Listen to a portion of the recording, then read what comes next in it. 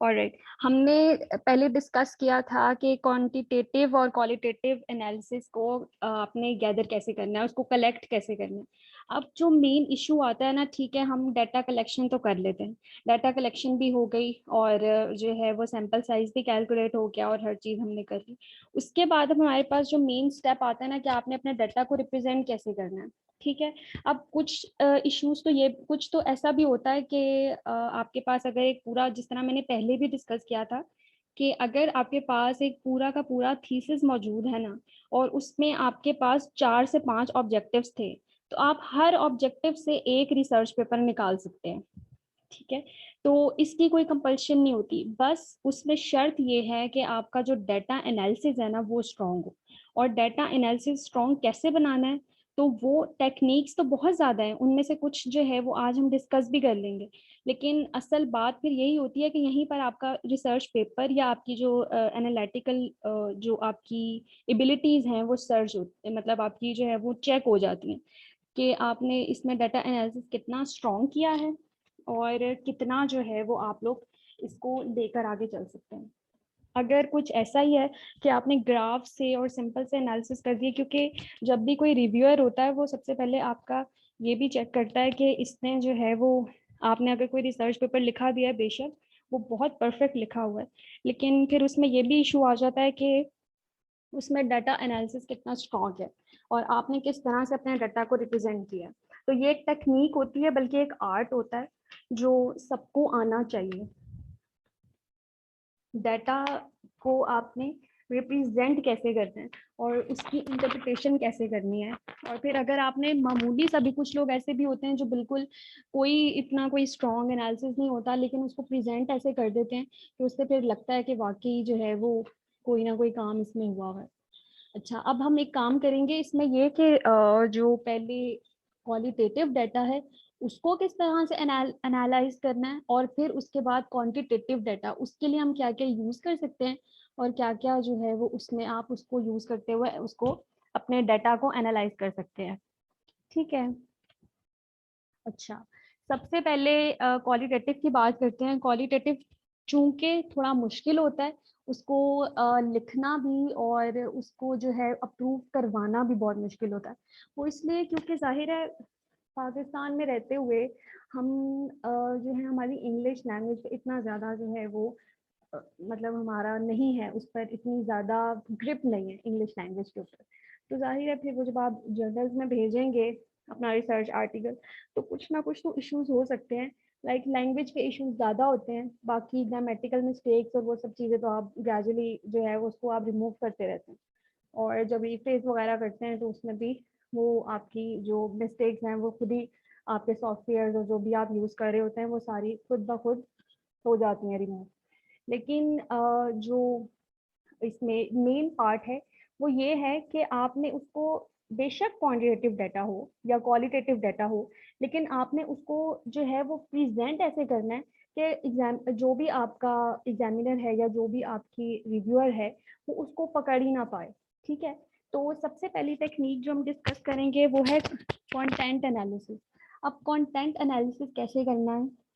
आपके पास जितना भी कंटेंट आ गया, कंटेंट कहाँ से आया, कुछ हमने जो है कंटेंट वो हमने ले लिया सेकेंडरी जो है वो हमारे सोर्सेज से, जैसे कि हमने कोई डॉक्यूमेंट्स ले लिए, रिपोर्ट्स ले ली, और ये सारी चीज़ें हमने लेकर और जो है हमने उसको डिस्कस कर लिया कि ठीक है जी, हमारे पास जो है ये सेकेंडरी डाटा, इसमें से हमने डाटा एक्सट्रैक्ट कर लिया। अब हम जाहिर है उसको एज इट इज़ तो लिख नहीं सकते, कोट भी नहीं कर सकते, तो उसमें से भी एक्सट्रैक्ट करके और कौन सी ऐसी इंफॉर्मेशन है जो आपने निकालनी है उस, वो ज़्यादा ज़रूरी है। ठीक है। अच्छा, उसके बाद हम आते हैं प्राइमरी। अब आपने कंटेंट एनालिसिस करना है तो उसके लिए क्या था हमारे पास ज़रूरी, उसके लिए ये था कि आपने कंटेंट लिया कहाँ से है। अब आपने अगर कंटेंट लिया है जैसे इंटरव्यूज से, ठीक है, हमने जो क्वालिटेटिव डाटा कलेक्शन की जो टेक्निक्स पढ़ी थी उसमें हमारे पास क्या था, टेलीफोनिक इंटरव्यूज थे, उसमें हमारे पास फोकस ग्रुप इंटरव्यूज थे, और उसके अलावा इन डेप्थ इंटरव्यूज थे और डिस्कशंस और ये सारा कुछ था। तो आपने क्या करना है कि जब ये सारा कुछ आ गया आपके पास, तो आपने अब उसको प्रेजेंट करना है।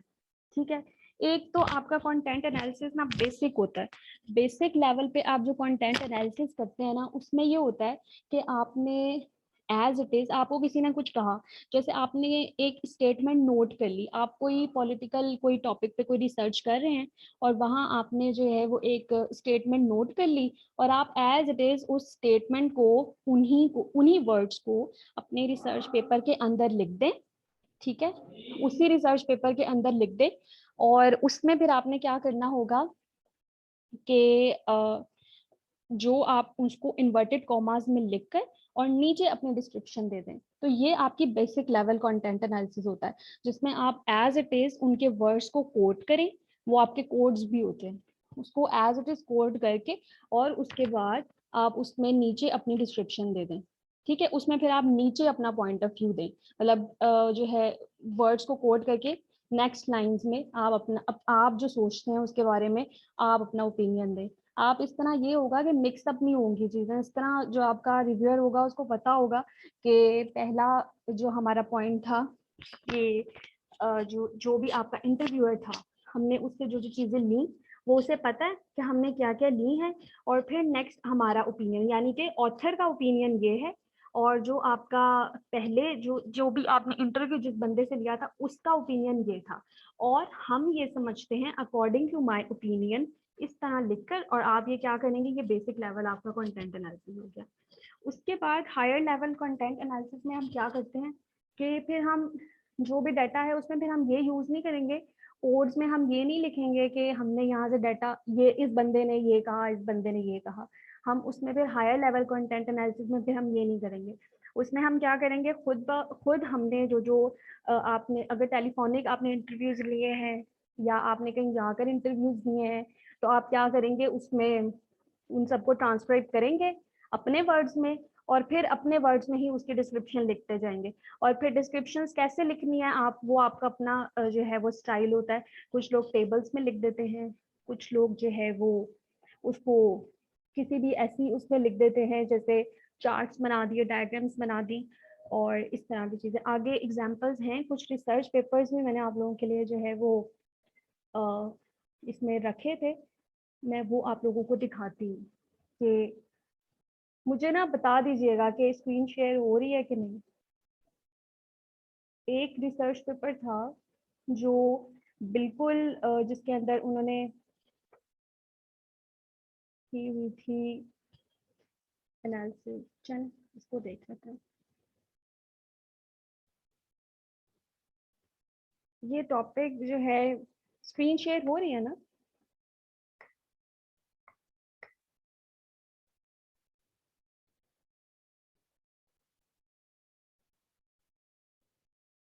ओके, अच्छा, ये आपका टॉपिक जो है वो क्वालिटेटिव स्टडी है